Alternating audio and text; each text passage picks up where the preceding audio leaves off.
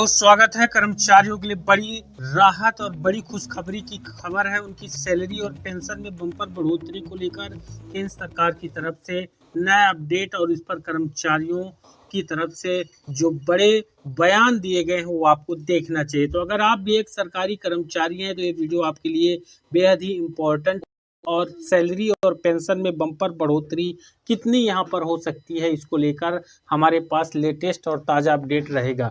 केंद्रीय कर्मचारियों और पेंशनर्स के लिए बड़ी खबर है। वेतन में हो सकती है ऐतिहासिक बढ़ोतरी, यानी इतनी बढ़ोतरी जितना आप अंदाजा नहीं लगा सकते हैं। 8वें वेतन आयोग को लेकर ये पूरा अपडेट रहेगा। केंद्रीय कर्मचारियों और पेंशनर्स के लिए बड़ी खबर है। 8वें वेतन आयोग को लेकर चर्चाएं तेज हो गई हैं और इस बार कर्मचारी संगठनों की मांग पहले से कहीं ज्यादा आक्रामक नजर आ रही हैं। महंगाई, बढ़ते घरेलू खर्च और वेतन संशोधन में हो रही देरी को लेकर कर्मचारियों में नाराजगी साफ दिख रही है। कर्मचारी संगठनों का कहना है कि अब सिर्फ मामूली बढ़ोतरी नहीं बल्कि इतिहास की सबसे बड़ी सैलरी और पेंशन बढ़ोतरी होनी चाहिए ताकि वास्तविक आय में सुधार हो सके। वहीं क्या मांग रखा गया है कर्मचारियों की तरफ से? कर्मचारी संगठनों की सबसे बड़ी मांग है कि फिटमेंट फैक्टर को 3.0 से 3.25 तक बढ़ाने की यहाँ पर सबसे बड़ी मांग है और फिटमेंट फैक्टर ही निर्धारित करेगा कि 8वें वेतन के तहत कर्मचारियों को कितना जो सैलरी है न्यूनतम और जो न्यूनतम पेंशन है उसकी राशि कितनी हो। Federation of national postal organisations यानी कि FNPO ने यह प्रस्ताव हाल ही में जनवरी 2026 में रख दिया है। अगर सरकार 3.25 यानी 3.25 का फिटमेंट फैक्टर मान लेती है तो मौजूदा वर्तमान 18,000 की न्यूनतम बेसिक सैलरी यानी केंद्र सरकार का सबसे कम सैलरी न्यूनतम 18,000 वर्तमान में है। 8वें वेतन पर इसको बढ़ा करके 58,500 न्यूनतम सैलरी 3.25 के फिटमेंट के अनुसार हो सकती है।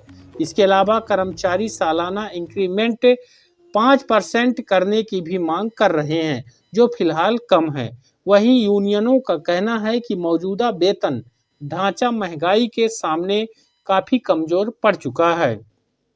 इस बार कर्मचारी संगठन एक समान फिटमेंट फैक्टर की जगह ग्रेडेड यानी कि स्तरवार फिटमेंट फैक्टर की मांग कर रहे हैं। प्रस्ताव के मुताबिक लेवल 1 से लेवल 5 तक के कर्मचारियों के लिए 3.0 फिटमेंट, वहीं लेवल 6 से लेवल 12 तक के कर्मचारियों के लिए 3.05 से लेकर 3.10, वहीं लेवल 14 और 15 के कर्मचारियों के लिए 3.15 और सबसे ऊंचे लेवल यानी 17 से 18 के लिए 3.25 फिटमेंट फैक्टर रखा जाए। कर्मचारियों का कहना है कि इससे जूनियर और सीनियर कर्मचारियों के वेतन में संतुलन बनेगा और लंबे समय से चली आ रही विसंगतियां भी खत्म हो जाएंगी। अगर 7वें वेतन आयोग से तुलना की जाए तो उस समय फिटमेंट फैक्टर 2.57 का फिटमेंट फैक्टर लागू किया गया था जिससे न्यूनतम वेतन 18,000 रुपये तय हुआ था।